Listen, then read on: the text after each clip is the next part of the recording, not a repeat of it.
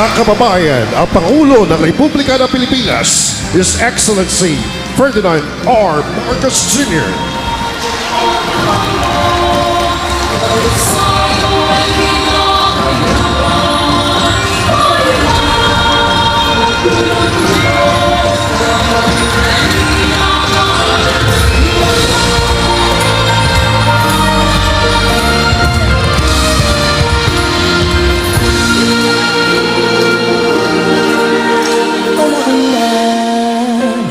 Pagbabago dahil sa ito ay kinakailangan tayo na magtulong-tulong napaunlarin ang mahal nating bayan.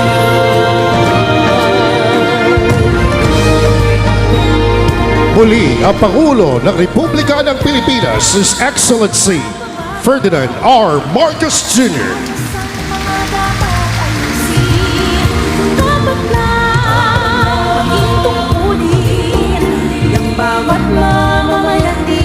Let us all be seated. Para sa panimulang bahagi ng ating programa, inanyahan po natin si General Santos City Mayor Loredy G. Pacquiao upang magbigay ng kanyang pambungad na talumpati.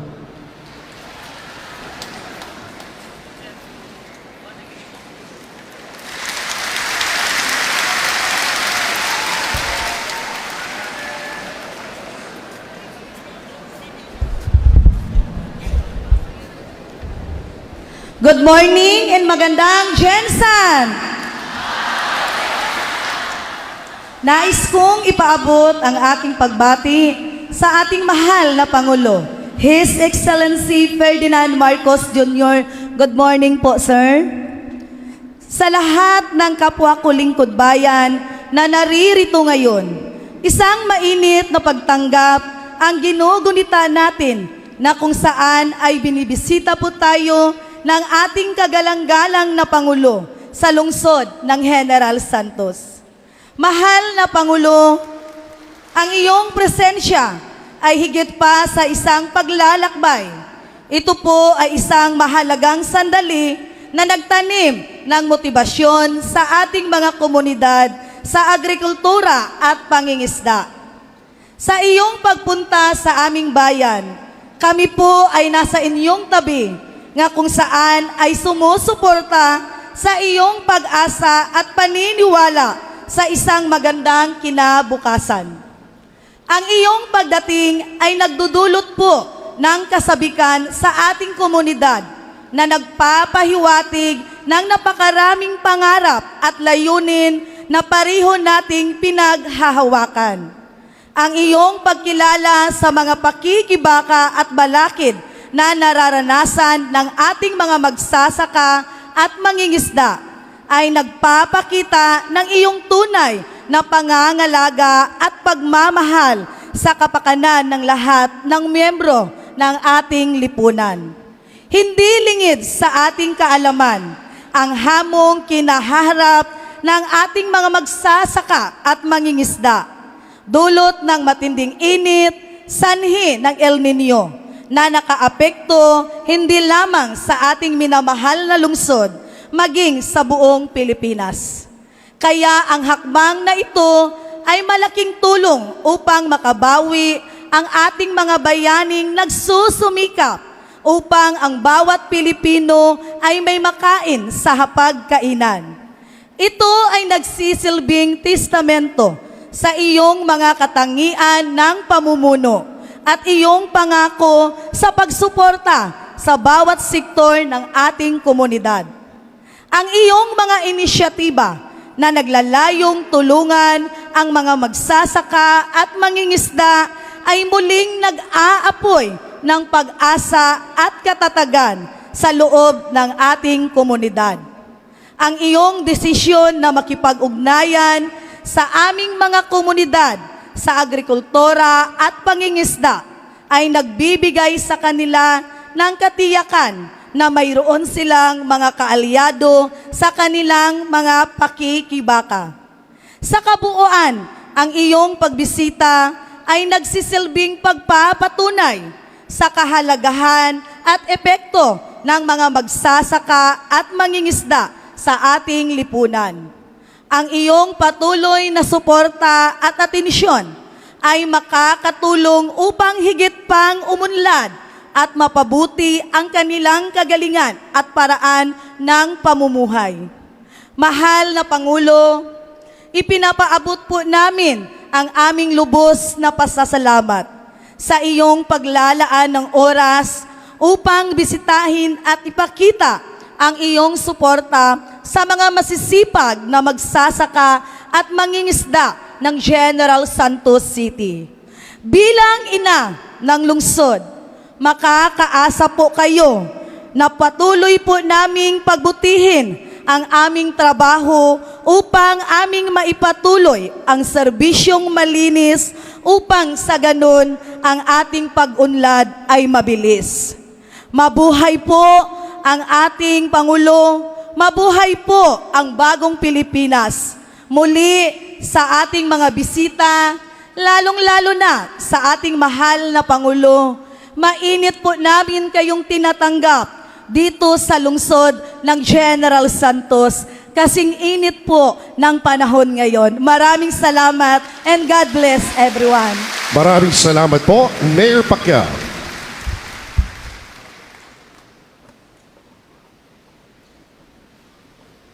Sa puntong ito, tawagin po natin sa General Santos City Lone District Representative Loreto B. Acharon para sa kanyang mensahe ng pasasalamat.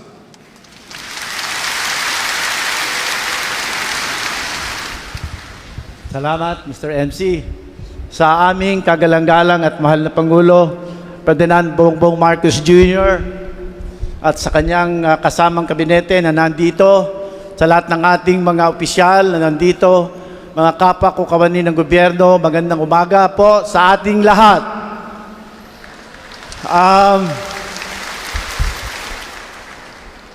Mahal namin Pangulo, ang nasa harap po ninyo, nasa gilid, left and right, nasa itaas, ito po ang ating fishermen. Ito po ang ating mga magsasaka na may bilang na around 10,000. Sila po ay bahagi ng mga 15,000 fishermen at farmers sa aming lungsod sa General Santos. Kaya po sila ay nagagalak, kita po ninyo yung palakpak nung ikaw ay pumasok. Mahal po kayo ng mga taga General Santos. Katunayan, noong eleksyon nung nakaraan, out of the 276,919 actual voters po, ang nakuha nyo po ay 156,703. More than majority po, more than one half. Patunay lamang na ang aming pagtitiwala sa iyong kakayahan at kahusayan sa pagdala ng ating pamahalaan ay nandun po sa ating puso ng mga tiga General Santos. So gayong pong araw na ito, medyo mainit.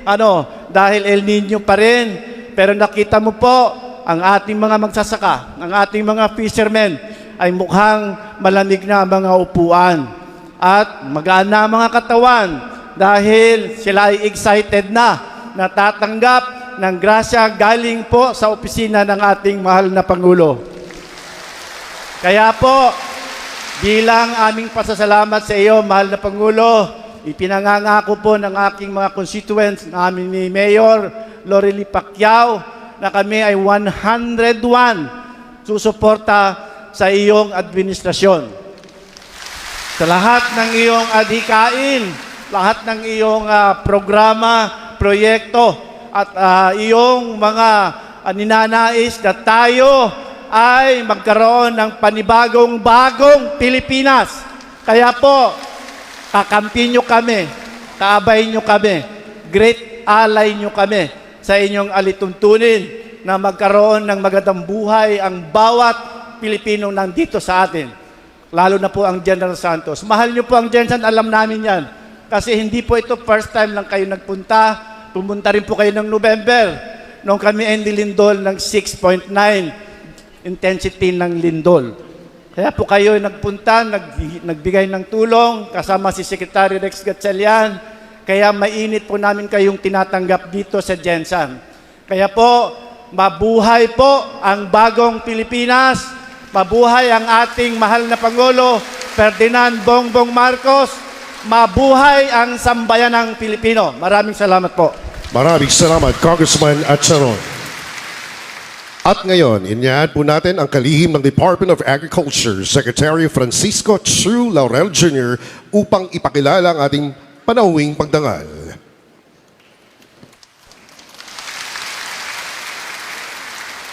Ladies and gentlemen, the President of the Republic of the Philippines, His Excellency Ferdinand R. Marcos Jr.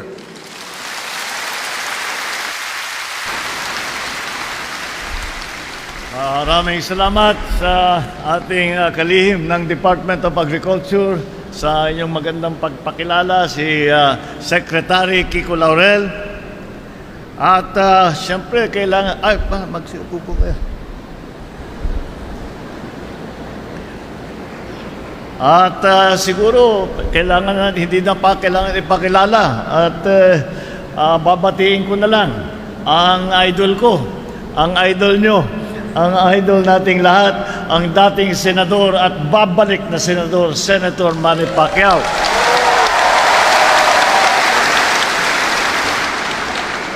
Ang district representative ng Jensan, Loreto S. Acharon. Kasama po rin natin dito ang iba't ibang mga department secretary sa iba't ibang departamento. Nangunguna na dyan ang Department of Social Welfare Development, Secretary Rex Gatchalian. Kasama din po natin ang Secretary ng DILG Secretary Benhur Abalos. Ang ating ang tumutulong po sa amin sa opisina ng Pangulo at siya ay naging special assistant, ngunit ang naging trabaho niya talaga ay ayusin lahat ng mga iba't ibang issue dito sa Southern Philippines, dito sa Mindanao, dito sa mga Barma provinces. Andito po Secretary Anton Lagdameo, Special Assistant to the President. Sarangani Province Governor Rogelio Pacquiao. At ang South Cotabato Governor Reynaldo Tamayo Jr. Nandito si Gob Jun. Ang ating mga kasamahan sa pamahalaan at ang pinakamahalaga na nandito, nakasama natin ngayon ang ating mga benepisyaryo ng iba't ibang tulong na dinadala natin ngayong araw. Magandang araw po sa ating lahat. Maraming salamat po sa napakainit ng pagtanggap ninyo sa amin.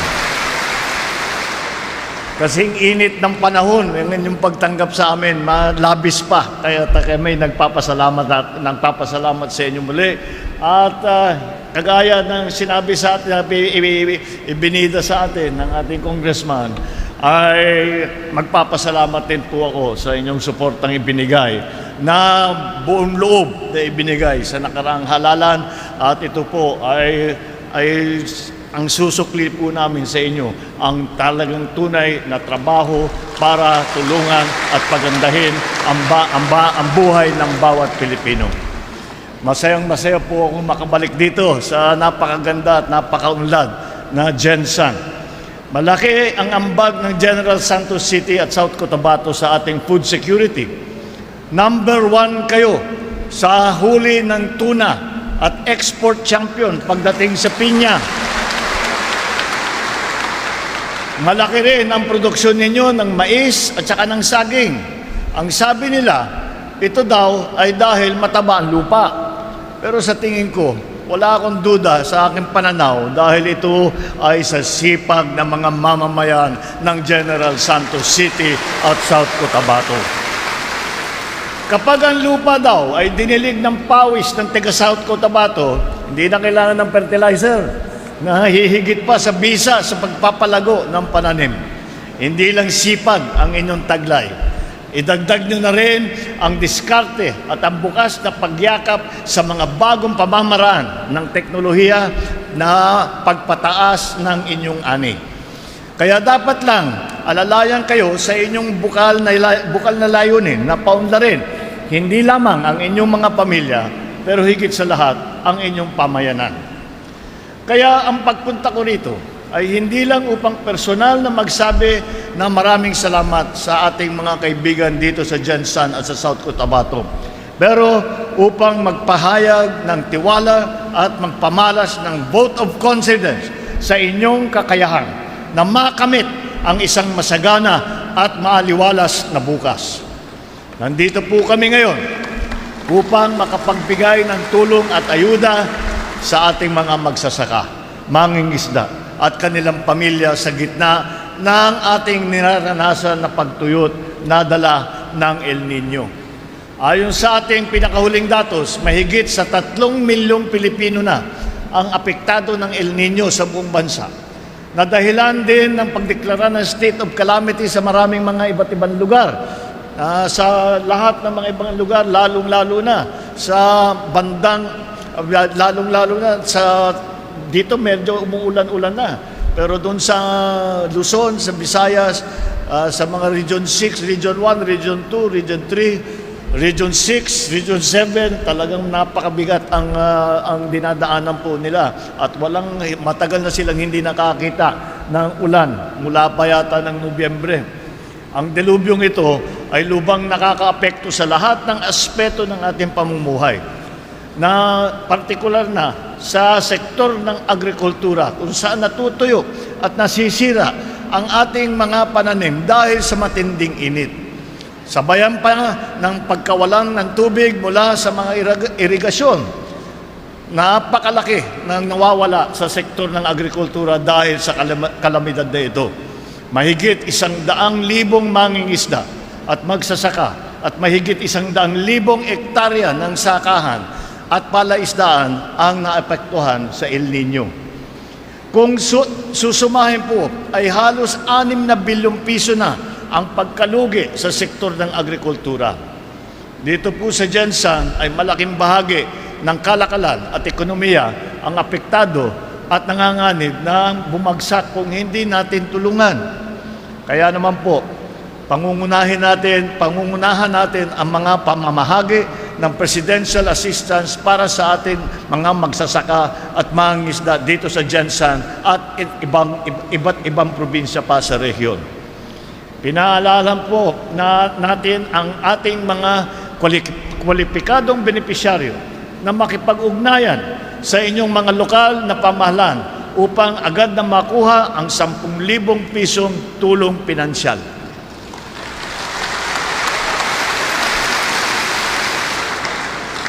Ito po ay iba pa sa mga tulong na magmumula sa iba't ibang ahensya ng pamahalaan. Bukod sa ito po ay nanggaling po ito sa Office of the President. Dahil po, marami po tayong programa para tulungan. Meron tayo yung AIX, meron tayo yung TUPAD. Marami po tayong programa. Ngunit, sa pag-iikot ko at nakita ko, ay sabi ko, mabuti na meron tayong maibigay. Ngunit, napakahirap ang dinadanasan ng ating mga kababayan, lalo na nagsasaka, lalo na yung mga mangingisda. Ay sabi ko, meron naman tayong pondo dito sa Office of the President.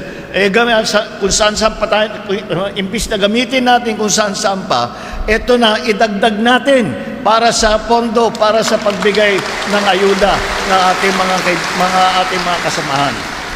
Bukod sa patuloy na serbisyo patubig at irigasyon para sa ating mga magsasaka, ang Department of Agriculture ay patuloy na mag-aabot ng mga kagamitan, ng abono, ng pataba at mga pasilidad sa pag-aani. Gayon din ang ayuda at serbisyo sa mga palaisdaan. Ang DSWD ay narito rin upang mag-abot ng 10,000 pisong tulong pinansyal mula sa Assistance to Individuals in Crisis Situations o yung tinatawag na AIX sa 10,000 kwalipikadong benepisyaryo at kanilang mga pamilya.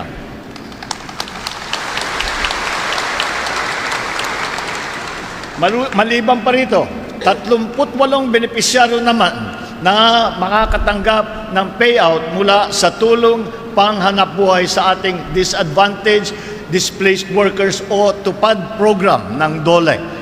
Kaakibat nito ang pag-aabot ng TESDA ng livelihood toolkits sa 10 benepisyaryo at allowance para sa kanilang mga scholar. Malugod naman nating pinapasalamatan ang ating butihing House Speaker para sa 5 kilong bigas na ating ipapamahagi sa mga naririto ngayon. Sa ating pagkakaisa, tiyak ako na makakabangon tayo kahit anumang unos ang ating kaharapin. Kahit dahil kilala natin ang ugali ng Pilipino na matatag at pagiging maabilidad. Magtulungan po tayong lahat, kasama ang mga ahensya ng pamahalaan, mga lokal na pamahalaan, mga komunidad, upang malampasan natin ang mga pagsubok na ito. Ito na po ang epekto ng sinasabi nating tinatawag na climate change, na siyang nagdudulot ng matinding init, malalakas na bagyo, El Nino at La Nina. Isa lang po ang tinitiyak ko. Narito po ang inyong pamahalaan at hindi po kami magkukulang sa pag-aalalay sa inyo. Ang hiling ko lamang ay suportahan din ninyo ang pamahalaan upang maisakatuparan natin ang ating mga plano at programa. Gamitin po natin ng maigi ang mga ipinamahagi nating tulong ngayon upang mapag-ibayo ang inyong kabuhayan. Sama-sama po nating itaguyod ang bagong Pilipinas kung saan ang bawat Pilipino ay nakikilahok sa pagpabuti ng kalagayan ng lahat ng bawat Pilipino rin. Ito po ang aking sasabihin lamang at ipapangako sa inyong lahat. Hindi po ito minsanan lamang. Hindi po ito ginagawa na pagdating lamang na habang nandito ako. Ito ay isang programa na patuloy nating gagawin hanggat kinakailangan. At sana yung mga sa inyo na nangangailangan ng tulong, huwag po kayong nahihiya, huwag po kayong magdalawang isip. Lumapit po kayo sa mga local government, lumapit po kayo sa ating mga iba't ibang ahensya ng gobyerno upang malaman din namin kung sino ang nangangailangan ng tulong, upang ito ay mabigyan kagad namin, na matugunan natin at mabigyan natin ng tulong. Yan po ay masasabi ko na maasahan po ninyo ang inyong pamahalaan. Asahan po ninyo na ang pamahalaan nasyonal ay nandito po. Kahit malayo kami at nasa Maynila kami, nakabantay po kami sa inyo. At tinitignan po natin, tinitiyak po natin na kung sino man ang nangangailangan ng tulong ay mabibigyan ng tulong. Yan po ang unang katungkulan ng isang Pangulo. Yan po ang unang katungkulan ng bawat opisyal ng pamahalaan. At ito na rin ay gagawin na rin natin katungkulan ng bawat Pilipino para mapaganda ang ating minamahal na Pilipinas, para may abot na natin ang bagong Pilipinas. Maraming salamat po. Magandang tanghali po sa inyong lahat. Maraming salamat po, mahal na Pangulo. Sa oras na ito, inanyahan po natin ang ating mahal na Pangulo na pangunahan ng pamamahagi ng presidential assistance para sa ating mga piling farmers at fisherfolk na apektado ng El Nino. Ating tunghayan ang ceremonial distribution ng presidential assistance sa mga piling farmers at fisherfolk sa probinsya ng General Santos City na sina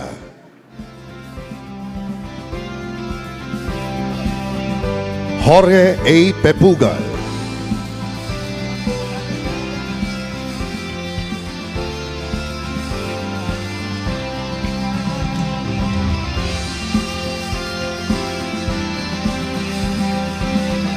Luciano O. Palma,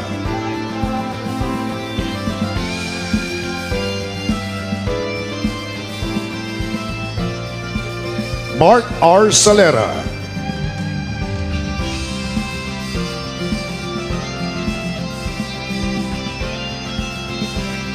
Alfredo K. Bascomte,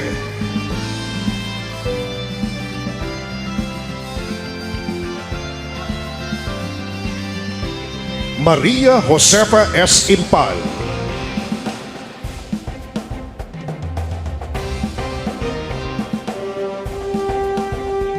Jonathan I. Tayo.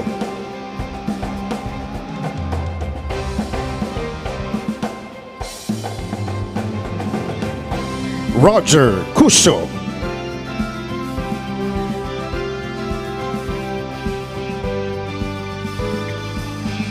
Obra Mamalumpong.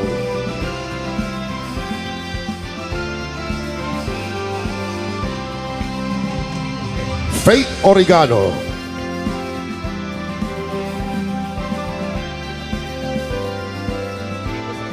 Warren Matapal.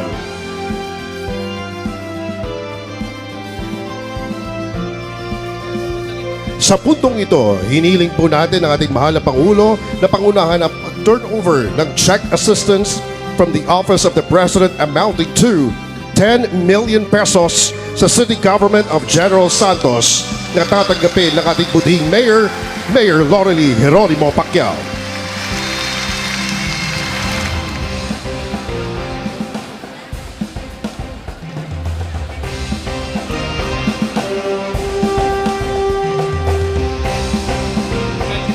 Congratulations po, City Government of General Santos.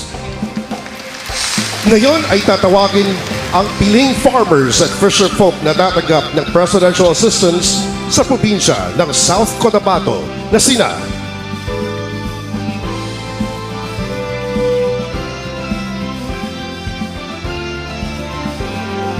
Harry G. Questadio,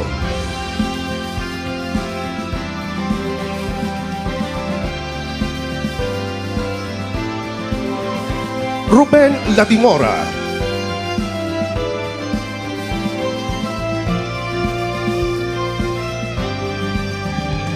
Eldes Panquerin,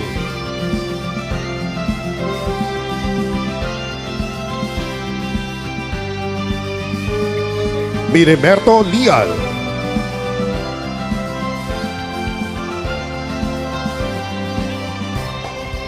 Flor de Luna Quilope,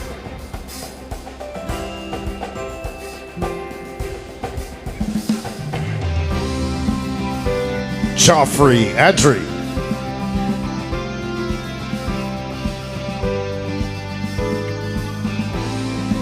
Visitacion Varona,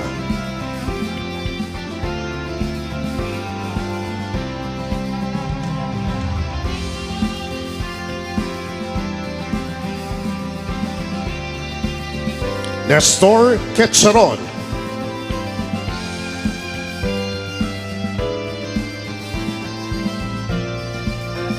at Carlin Sulisa.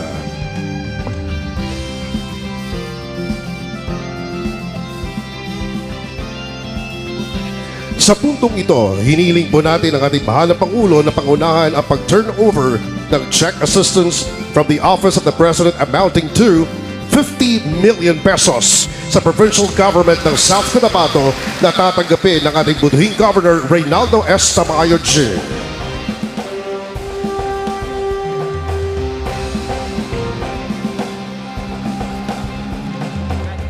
Congratulations po, Provincial Government of South Cotabato.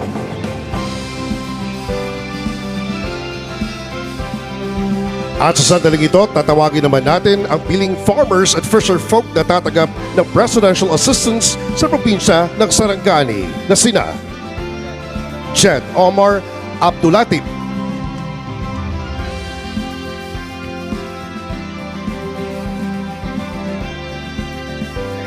Darwin Balandan,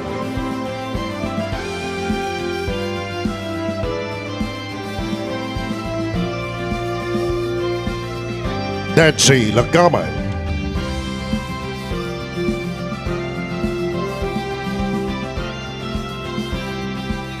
Marlo Nacional,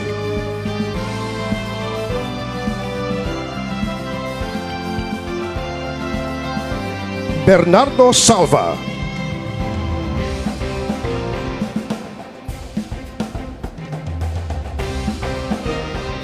Loberto Restauro,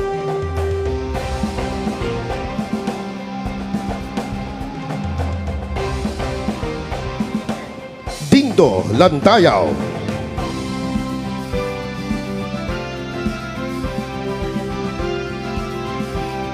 Danilo Flores,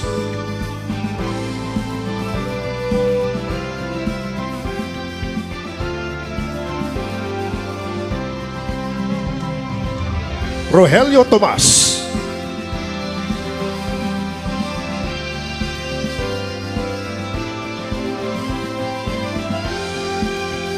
Danny Boy Ganton,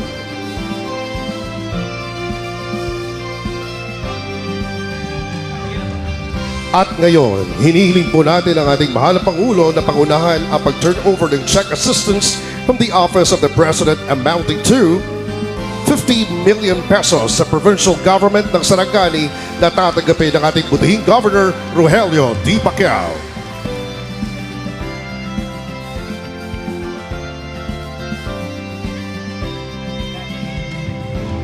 Congratulations, Provincial Government of Sarangani.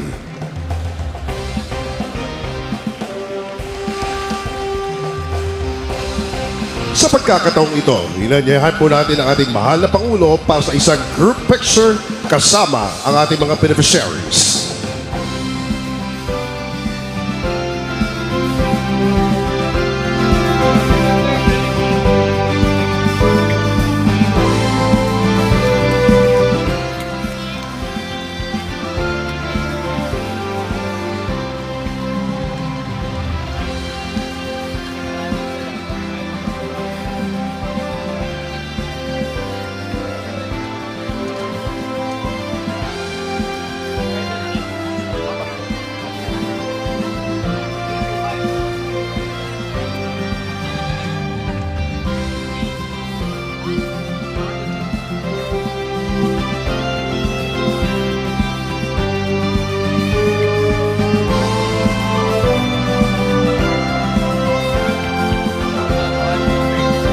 One, two, three. Maraming salamat po, mahal na Pangulo. Dito na po nagtatapos ang ating programa. Nagpapasalamat po tayo sa ating mahal na Pangulo sa pagbisita at pamamahagi ng presidential assistance sa ating mga piling farmers and fisher folk dito sa General Santos City, South Cotabato, and Sarangani Province. Muli po mga kababayan, ang ating mahal na Pangulo, His Excellency Ferdinand R. Marcos Jr.